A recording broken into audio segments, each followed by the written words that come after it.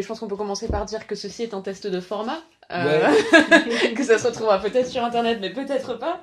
On sait On pas verra. du tout ce qu'on fait. On teste. On teste le truc. Pour les 5 On personnes a qui vont regarder un la vidéo. On a un petit sujet, un petit squelette, mais on va voir si ça fonctionne. Petit tour de table, parce que vous nous connaissez pas, c'est mieux si je vous parle bien. En face de moi, j'ai Mina. La caméra est là. Et à ma droite, avec des cheveux, Léo. J'ai des cheveux. Mina est chauve peut-être. Bonjour. Oui. Ça ne se voit pas, mais Mina est chauve. Et moi-même, Gabrielle.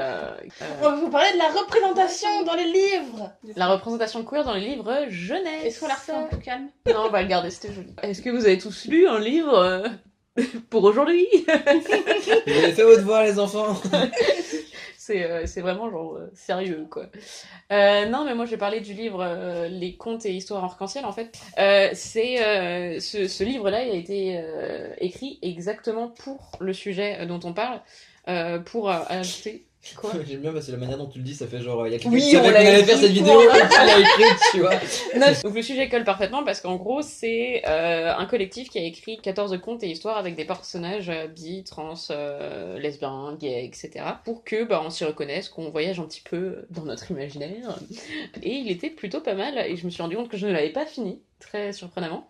Mais donc voilà, c'est le sujet de notre vidéo test. Mais du coup, si j'ai bien compris, ce bouquin-là, il reprend les codes du conte de fées. Voilà. Et en général, les contes de fées qu'on connaît, c'est très hétéro. Voilà, la petite princesse qui veut sauver le monde, qui est sauvée justement par un prince. Ouais. Ouais, attends, une femme forte et indépendante dans un conte. Where Tu serais surpris Oui. par certaines versions originales de certains contes.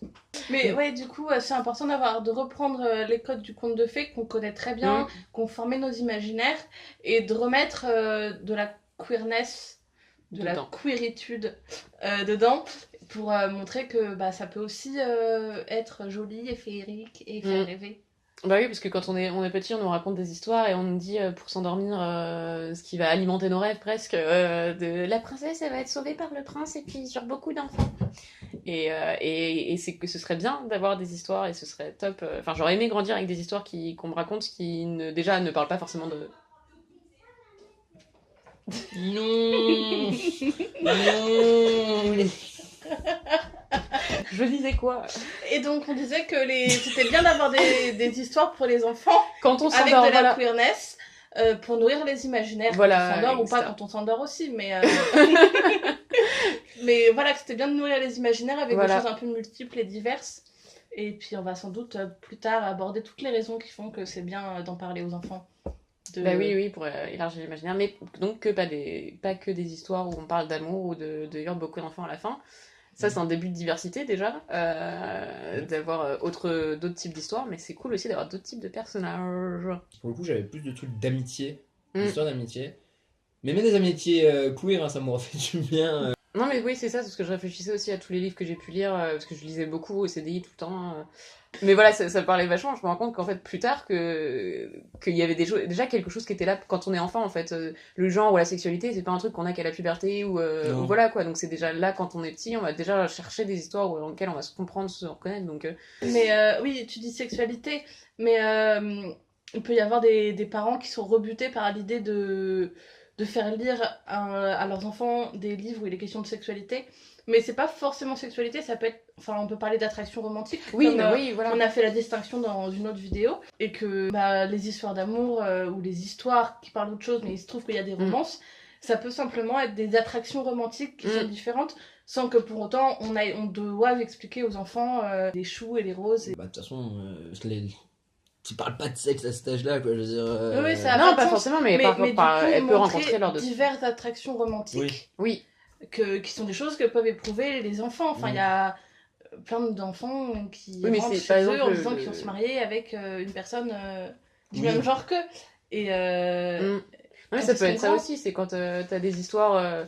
T'as parfois les histoires où l'enfant, en fait, il a une famille, et donc ça peut être cette famille qui peut avoir qui peut être homoparentale, avoir un frère plus âgé qui est gay ou trans ou autre. Ça peut être aussi des personnes que l'enfant va rencontrer au fur et à mesure de de son parcours, et en fait je trouve que c'est pas mal aussi de le positionner dans ce sens-là, parce que à ce moment-là c'est toi qui es l'enfant qui est dans l'histoire, tu rencontres et tu découvres que c'est possible en fait, parce qu'avec un enfant il se pose pas de questions, il va pas se dire ah c'est pas possible, c'est possible, ça va être ok, ça existe, genre c'est genre Oui, il c'est s'en ça, fout en fait Mm. il va s'intéresser à l'histoire, à l'aventure, plus que à la représentation elle-même, mais plus tard, bah, quand il sera plus grand, ça aura eu un impact en fait. Bah, au final, la représentation tôt dans la vie d'un enfant, c'est comme quand tu fais un jeu de rôle ou n'importe quel jeu, tu poses les règles de l'univers. Et du coup, l'enfant, quand tu lui mets de la représentation dans des livres ou dans des séries ou des trucs comme ça, et des dessins animés, tout ça, quand il est petit, bah, ça élargit les règles de l'univers en lui disant, bah, c'est possible qu'il y ait ça aussi, genre. C'est une possibilité, tu peux l'être, il y a des gens qui peuvent l'être. Et c'est pas, du coup, c'est pas fermé, entre guillemets, je peux pas parler de possibilité parce que c'est pas ça ferait comme si c'était un choix, mais c'est pas un choix, mais genre non mais ça peut être voilà, un choix c'est de ça, le quoi. cacher par exemple, Ouais, donc il a la possibilité d'être lui-même, c'est les règles de la vie ouais. aujourd'hui sur Ouais, c'est Terre, ça. l'espèce humaine. Il y a ces gens-là qui existent et bah, tu peux en faire partie ou ton entourage peut en faire partie. Et voilà, ça fait partie du jeu, Surtout quoi. quand moi je sais que j'ai vécu dans un entourage où on n'en parlait pas. Ma famille n'en a pas parlé, et donc quand j'ai découvert ça j'avais 13 ans, et en gros pour moi c'était évident que deux hommes qui s'aiment c'était de l'amour et il y avait rien de négatif dedans. J'ai découvert que c'était négatif parce que mes frères utilisaient ça comme une insulte en fait, et que j'étais en mode mais pourquoi c'est pas négatif, c'est pas une insulte quoi, utilise connard ou salaud quoi, c'est plus pertinent. Et c'est après quand j'ai vu donc ma mère en rire, je me dis mais pourquoi c'est à ce point-là négatif, moi j'avais pas dans les livres en tout cas j'avais pas lu en tout cas que c'était négatif, de mon instinct me disait pas que c'était négatif, et j'aurais aimé en fait que de voir dans les livres que non ça allait vraiment pas, d'avoir un exemple et de pouvoir voir quand il y a un entourage qui n'en parle pas ou qui est négatif avec ça, bah avoir en fait voir que non en fait c'est eux, c'est pas le reste du monde en fait, c'est pas le ce qui est voilà quoi, c'est ce qui est possible quoi. Et je pense que c'est assez récent en fait de faire des livres pour enfants sur le sujet, parce que mes parents ils avaient la volonté de nous dire que en fait ils nous ont élevés en nous disant quand tu seras grand et que tu seras amoureux ou amoureuse d'un garçon ou d'une fille, et du coup c'était évident pour eux que bah on pouvait être l'un ou l'autre. Et je pense que s'il y avait eu des livres sur le sujet, ils les auraient achetés. Ma mère, elle est vendeuse en librairie actuellement. Et elle essaye de vraiment d'acheter des bouquins et de les vendre sur tous ces sujets, sur le genre, sur des familles homoparentales, sur des petites filles qui tombent amoureuses de petites filles, des petits garçons amoureux de petits garçons. Et ouais, c'est assez récent finalement que ce soit en tout cas répandu en France. Et nos parents, ils n'avaient pas ces bouquins-là à nous faire lire. La gamine que je gardais là, elle lit une suite de bouquins qui s'appelle Mortel Adèle, et ça met en scène une gamine qui a 7 8 ans comme ça, et l'oncle de la gamine, enfin, il est avec un mec quoi, c'est super bien géré. Il y a un moment où il présente son nouveau copain à Adèle, et que bah, elle, sa réaction c'est en mode ouais d'accord mais tu sais faire ça, et est-ce que tu fais ça, et si le mec de l'oncle du coup il fait certains trucs, et il sait faire ci, il sait faire ça, tu sais, et du coup la gamine elle est en mode ah bah, en fait c'est génial et tout quoi. Et c'est bien aussi qu'il y ait ce genre de truc pour les gamins, que ce soit pas forcément le héros, mais que en tout cas bah tiens dans ta famille il peut y avoir tu peux te demander pourquoi tonton il est avec un autre garçon, des trucs comme ça, et puis ça répond bien, et c'est vrai que c'est le genre de truc qui fait du bien à voir quoi. Bah, c'est vrai que c'est vrai, je pensais en fait à ça quand on en parle, c'est que nous on a des histoires différentes, où on a dû faire dans un coming out, on a eu besoin de ça, d'en faire un à nous-mêmes et d'en faire un autour, et puis on va en faire un presque, on sait qu'on va le faire plus ou moins toute notre vie, mais on peut avoir l'espoir nous, on va avoir pour nos propres enfants, on aimerait bien, je pense, avoir enfin, nos propres enfants ou les générations qui arrivent. Hein. Mais pour les générations qui arrivent, ce serait bien qu'ils aient des histoires où, en fait, il n'y ait pas question de coming out, il n'y a pas besoin de le cacher, il n'y a pas de question de c'est interdit, c'est négatif, c'est. Ouais, ça glisse dans une conversation, voilà. et puis ça passe autant que si tu disais j'aime le jaune, quoi. Oui, voilà, que ça passe autant, mais nous, c'est vrai qu'on a. Parce que j'ai lu une critique hier sur le film Simon, où en fait, la personne disait est-ce que ce film qui est. La cible, c'est quand même les jeunes et les ados, c'était est-ce que finalement on en a besoin de ce film, oui, la représentation, mais est-ce qu'on a besoin de celle-ci, où en fait c'est quelqu'un qui se cherche, qui fait un coming out visiblement, et où ça a l'air d'être plutôt très positif, et il a l'air d'avoir une vie super en fait, et il disait mais en fait nous on a envie d'avoir ces histoires parce qu'on aurait aimé le vivre, mais aujourd'hui en fait c'est quelque chose de normal pour beaucoup de personnes. Et donc du coup ce film en gros il existe mais il sert à rien quoi. Pour le coup c'était vraiment une critique de est-ce qu'on a besoin de ce genre d'histoire aujourd'hui parce elle va parler aux adultes qui sont passés par un coming out peut-être compliqué et qui auraient aimé en avoir un positif, donc ça va être une représentation intéressante pour eux et d'avoir un truc positif, mais est-ce que les jeunes aujourd'hui en fait vont s'y retrouver en fait parce que pour eux ça va être leur quotidien d'avoir un truc positif et d'avoir des parents qui oui non mais voilà d'avoir des parents qui ont aucun problème avec ça et malheureusement non, c'est pour ça c'est à chaque fois je vois souvent des histoires de mecs des histoires des critiques de films comme ça de mecs qui disent on voit que des histoires sur le coming out, il est temps d'en faire autre chose. Ouais. Et je suis d'accord, et en même temps il y a toujours des jeunes qui grandissent avec des parents qui sont cons, plus ou moins, ou en fait en tout cas qui connaissent rien ou qui savent pas que c'est, enfin ils le pensent même pas pour leur enfant, donc qui s'y intéressent pas plus que ça, et qu'il y a toujours des coming out à faire en fait. Ouais, c'est ça, j'ai l'impression donc je pense que ce livre et ce film sont importants pour les jeunes aujourd'hui. C'est aussi important de montrer un bon exemple, de dire voilà comment ça pourrait bien se passer. C'est ça, ouais. Et s'il y a des parents qui vont le voir avec leurs enfants ou sans, de pouvoir avoir une idée que oui, ça peut bien se passer, que c'est comme ça que ça peut qu'on peut faire comme ça. Et puis même la question de est-ce que c'est nécessaire, on se la pose pas quand il y a une 25e comédie hétéro qui sort sur une fille qui tombe amoureuse de un mec qu'elle a rencontré au café, au bureau, en vacances, à son mariage, je sais pas. Boss, et ils font des choses très gênantes un milliard les comédies hétéro, elles sont quasiment toutes, comédies romantiques hétéro, elles sont quasiment toutes faites sur le même modèle, et on se pose rarement la question de est-ce que c'est vraiment nécessaire.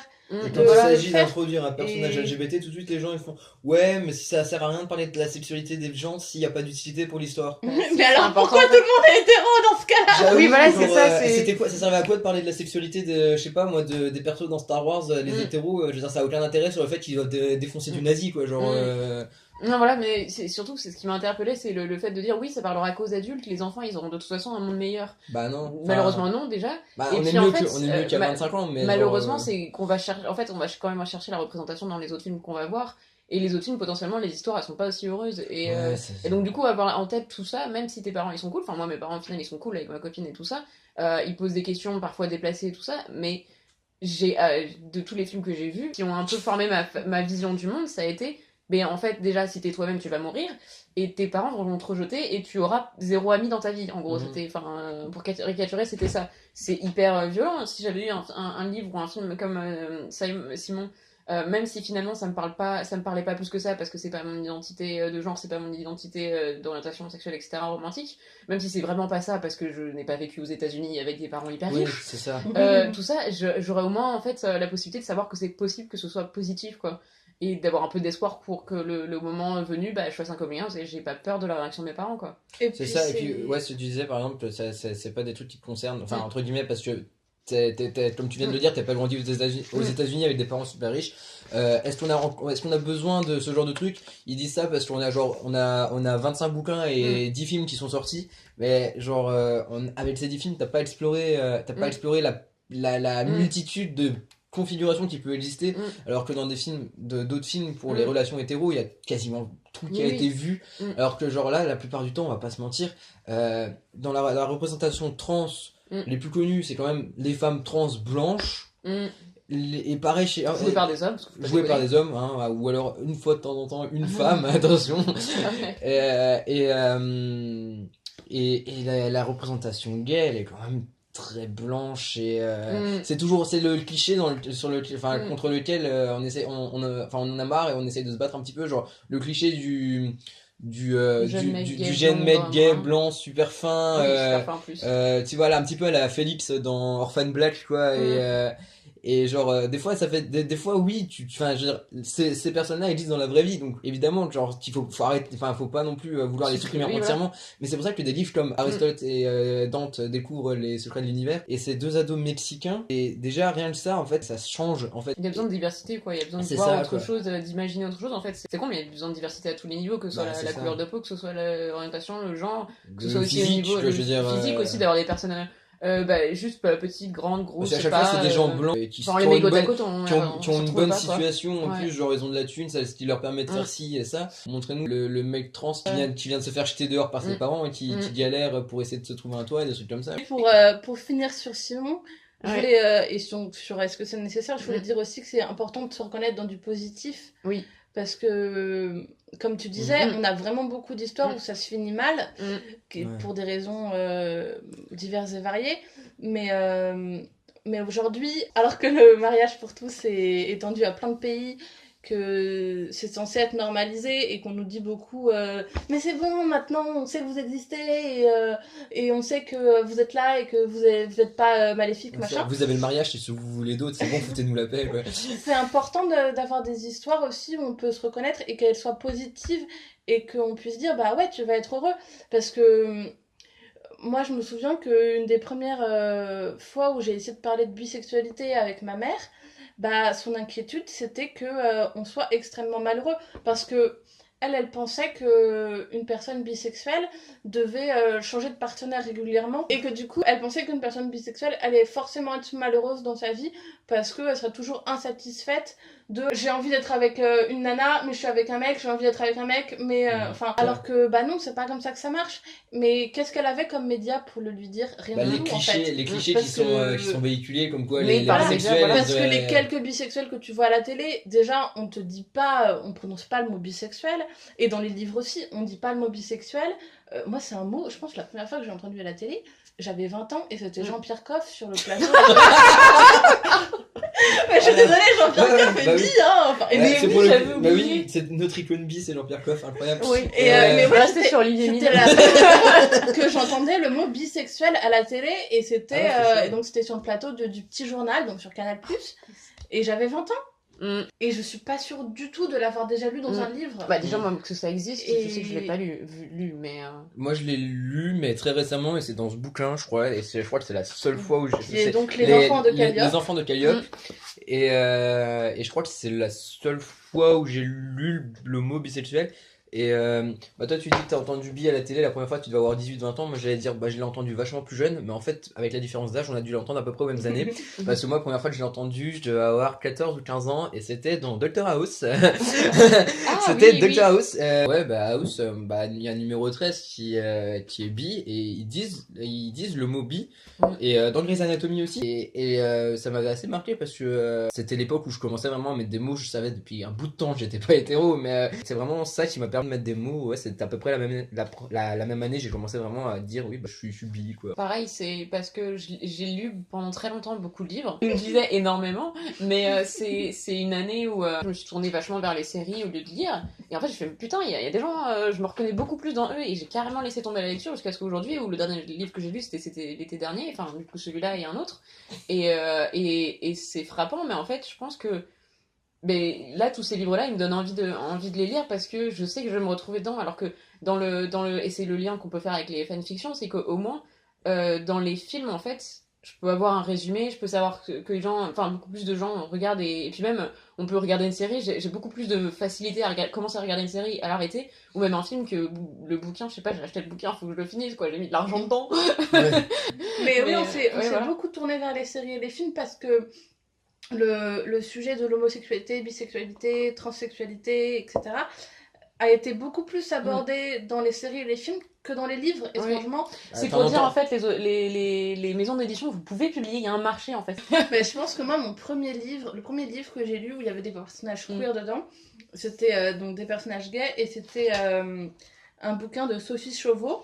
Donc elle a fait une série sur des peintres de la Renaissance, et donc c'était Le rêve Botticelli, et la première page, les premiers mots, ça commence par une scène érotique entre deux mecs qui sont retrouvés sur une île à Florence, qui était donc une île de rendez-vous pour les hommes gays. Et c'est une scène érotique comme ça, et je pense que c'est la première fois que j'ai vu des personnages queer dans un bouquin. Et en fait, après, ce que j'ai lu beaucoup comme histoire, et qu'on a tous lu beaucoup comme histoire avec des personnages queer, c'était les fanfictions. Après moi, le rapport à la représentation quand j'étais gosse, il est un peu différent. Parce que comme j'ai grandi en tant que fille, mais que je préfère les mecs, du coup déjà il y avait moins le côté je me trouve pas trop représenté. Du coup je me sentais pas trop lésé par rapport à ça. Mais par contre c'est vraiment en lisant des films que je me suis rendu compte que putain, je veux de la représentation. Ouais, voilà, c'est ça, c'est que j'ai pas ressenti le manque parce que je savais pas que c'était possible en fait. C'est ça, en fait. Mais maintenant, je voudrais pas que les jeunes maintenant plus tard se disent merde, il y avait un manque. J'ai envie que les gens qui arrivent maintenant, ils aient pas besoin de passer par du questionnement et qu'ils sachent tout de suite qu'ils sont gays, qu'ils sont bi, qu'ils sont trans, etc. Qu'il n'y ait pas du questionnement où quand ils grandissent, ils disent putain, mais en fait c'est ça qui se passe pas. Genre, et je pense qu'on a tous vécu ça, peut-être vers 18-20 ans, on regarde un peu nos années adolescentes et nos années enfance, on se dit putain, mais c'était là en fait. Genre les Demoiselles de Rochefort, moi je me souviens que au premier visionnage, donc toute petite en classe de primaire, pour moi c'était évident que les forains ils étaient ensemble et qu'après ils avaient chacun une relation avec les deux sœurs jumelles. Enfin, chacun avec une sœur jumelle. Mais je savais pas que la bisexualité ça existait, je savais pas que le polyamour ça existait. Et du coup, je pouvais pas poser ces mots là-dessus. Mais après, en le revoyant, je me suis dit, ah, mais c'est vrai que je pensais déjà que c'était comme ça qu'ils vivaient, en fait. Oui, en fait, sans savoir que les mots existaient. Ouais, voilà. Mais j'aurais voulu savoir que ces mots existaient à ce moment-là, en fait. C'est pareil, c'est Miguel et Tullio et tout ça, pour moi, c'était ça. Et en fait, c'est le regard des autres qui m'a fait que, ah non, en fait, ils le lisent pas de la même façon que moi je le vois. Et c'est pour ça que le sous-texte, alors c'est bien le sous-texte d'en mettre quand c'était la seule façon de mettre des choses gays dans les films et les histoires. Mais on a besoin que ce soit du texte, en fait, pour que les autres aussi le voient.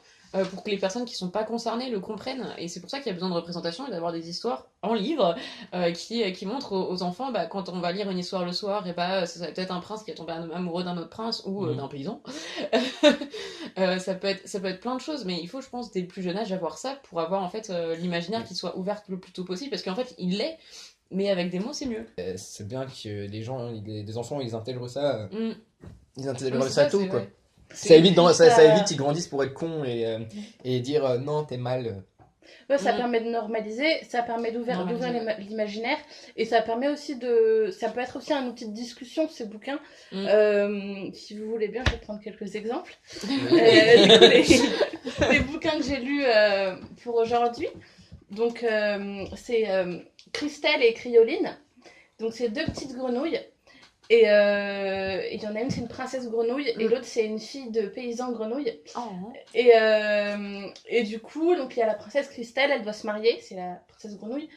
Et tous les crapauds de la région font la queue pour lui dire bonjour et lui proposer leurs mains. Et en fait, aucun n'intéresse. Et la petite Crioline, elle va dans la queue aussi pour... parce qu'elle trouve ça pas juste qu'elles doivent se marier, la princesse Christelle. Et là, elle voit la princesse et son cœur s'arrête et elle a des guillis dans le ventre et elle a tout chaud partout et des papillons et elle est tellement... Son cœur chavire tellement qu'elle s'enfuit. Et après, elle en parle à son amie Libellule qui lui dit mais non, mais c'est ok, c'est juste, t'es juste amoureuse. Et pendant ce temps-là, la princesse Christelle, il y a son papa qui lui dit oh, toi aussi t'as des papillons dans le ventre et des guillis et tout ça.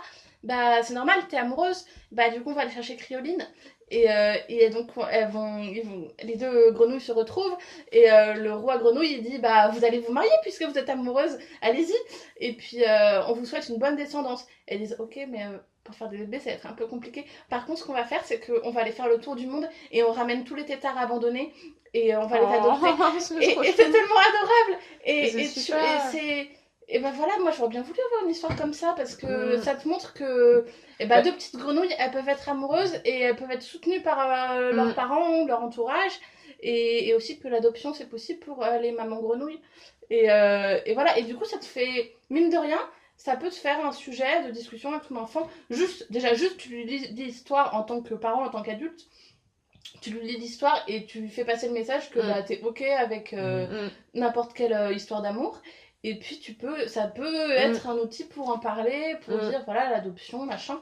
Ce qui est intéressant aussi, c'est d'avoir un regard complètement différent sur parce que l'homosexualité, on pense tout de suite à sexualité, mais et c'est ça qui est saoulant, c'est qu'on va dire que c'est un truc d'adulte. On veut que si un enfant pense peut-être être homo, ben non, mais il a 12 ans, il peut pas savoir, il a 5 ans, il peut pas savoir, ou même toi tu peux pas savoir, mais en même temps on va dire à un enfant de 2 ans avec un petit garçon, une petite fille qui ont 2 ans, on va dire oh les petits copains, les petites copines, c'est mignon. Bah, c'est ça. Et il y a ce côté-là, et en même temps c'est soit quand les premières choses dont on entend parler, moi je sais que c'était des faits divers, machin était tabassé parce qu'il est gay, ou alors voilà quoi. Bon, aujourd'hui maintenant dans les news, il y a eu le mariage pour tous, et si on en entend parler, c'est machin qui s'est marié avec bidule.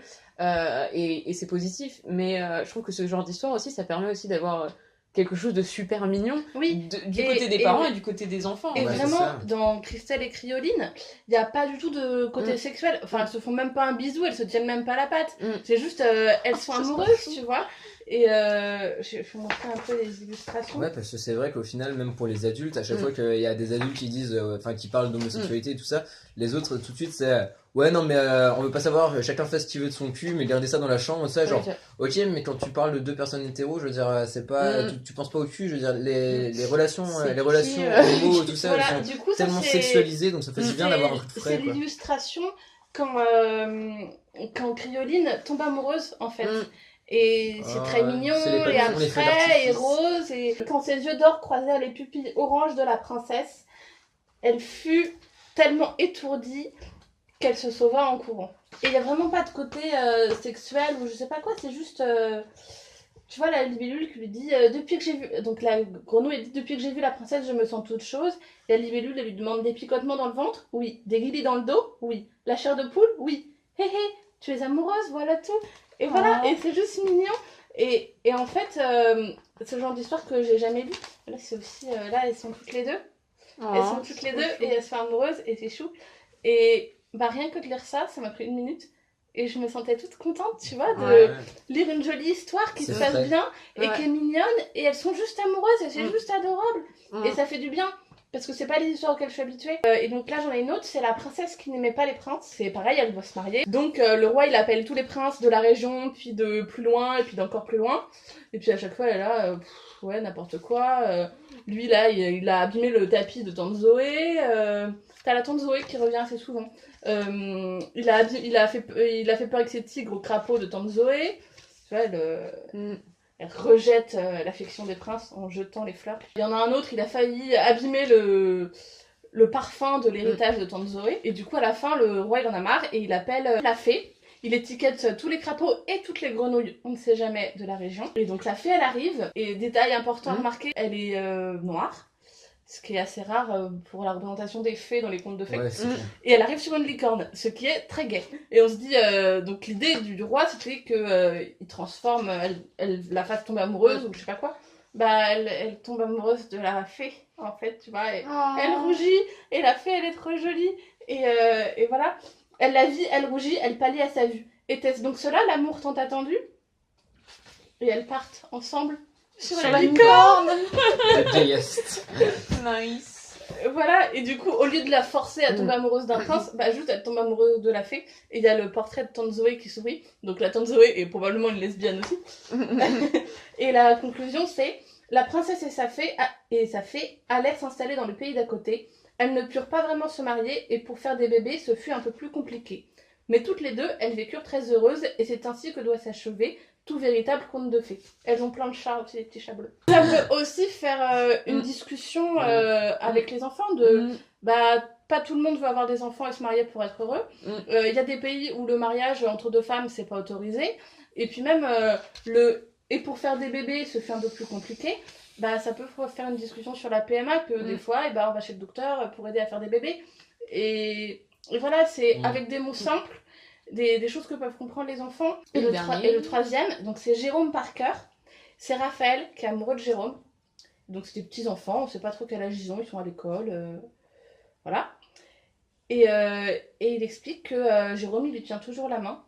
Il dit, les jours de sortie au musée des tableaux, c'est moi qui le choisis pour être bien en rang. C'est pour ça que je l'aime, Jérôme. Ça ne me dérange pas. Raphaël aime Jérôme, je le dis très facile. Et donc voilà, et en gros, tout le bouquin, c'est sa déclaration d'amour à Jérôme. Il se partage des goûters, sa maman elle le trouve charmant, son papa il trouve qu'il joue pas au foot, c'est dommage. Il dit c'est simple, à partir d'aujourd'hui je décide que toutes mes journées sont pour Jérôme. Et c'est juste adorable, c'est juste des trucs d'enfants et des mots d'enfants de on partage des goûters, on joue ensemble. Un jour on ira faire des vacances ensemble en haut de l'Himalaya. Et puis il essaye d'en parler avec ses parents. Ses parents ils disent ça suffit avec Jérôme, t'arrêtes pas d'en parler. Et donc il part dans sa chambre parce qu'il est fâché contre ses parents et il cherche un cadeau pour Jérôme, un cadeau qui dure longtemps, un cadeau comme un château fort. Et donc voilà, il dit encore, il continue de dire comment il aime Jérôme. Si je vous propose d'inventer une voiture de course, ça ne lui fait pas peur d'un millimètre. Il ose pleurer, il n'a pas peur de pleurer devant tout le monde. Et à la fin, il dit j'ai oublié papa et maman, j'ai pensé à Jérôme par cœur. Et bien sûr que oui, Raphaël aime Jérôme, je le dis, très facile. C'est la fin du bouquin. Et ça permet de dire, bah voilà, peut-être que des fois les parents ils sont cons. Oui. Peut-être que des fois, les parents, ils trouvent que des histoires d'amour, c'est n'importe quoi. Sauf que, bah non, t'es pas obligé de les écouter. Et c'est bien d'être amoureux. Et voilà, il faut être heureux. Et garde ton amour pour toi. Et tant pis, pour tes parents, ils sont bêtes, mais tant pis pour eux, quoi. Et c'est... Du coup, bah, c'est pas forcément un bouquin que les parents ils vont faire lire à leurs enfants parce qu'ils vont pas dire ouais, on est con des fois, encore que ils pourraient. Non, mais ça peut être un truc qu'on trouve en bibliothèque. Voilà, au CDI, et pareil, de faire une discussion avec un ou adulte. offert par Tu vois, la tata, CDI. le cousin, je sais pas quoi, qui dit bah, tu vois, des fois la vie c'est comme ça. Et ça permet de dire bah, moi je suis là, je te fais lire ce bouquin. Et des fois les parents ils sont cons, mais tu peux toujours en parler à moi si c'est le cas. Donc voilà, c'est pour ça aussi que c'est bien, les bouquins pour enfants. Ouais. Et il y en a plus encore. Mais voilà, j'ai apporté ces trois-là. Oui, ils sont très bien. Bah, je pense que ça conclut bien toute cette vidéo test. On verra ce qu'on en fait. Ouais. On va rester sur cette conclusion des trois livres pour enfants qui montrent que c'est possible d'être soi-même. Et c'est tellement mignon, franchement, j'ai envie de les lire et j'ai envie d'en parler d'en écrire. de manière non sexualisée ou quoi que ce soit, parce que c'est pas fondamentalement sexuel comme relation, c'est de l'amour, quoi. Et tu peux en parler, si tu peux parler d'un homme et d'une femme, de l'amour d'un homme et d'une femme, à des enfants, tu peux parler de l'amour entre deux hommes et deux femmes. Et si t'as pas envie parce que t'as peur que tes enfants, t'as peur de devoir répondre à des questions, bah pose-toi des questions sur ce que t'es comme parent, quoi. Voilà, si t'es pas capable de répondre à la question que ton gosse il te pose, écoute, le problème il vient pas des homos. Rends l'enfant. Ouais, c'est ça. Le problème il vient pas des homos, il vient de toi, du coup. Voilà, c'est ça. Moi, je pense que c'est une bonne conclusion. On dit quoi? On dit au revoir. Au revoir.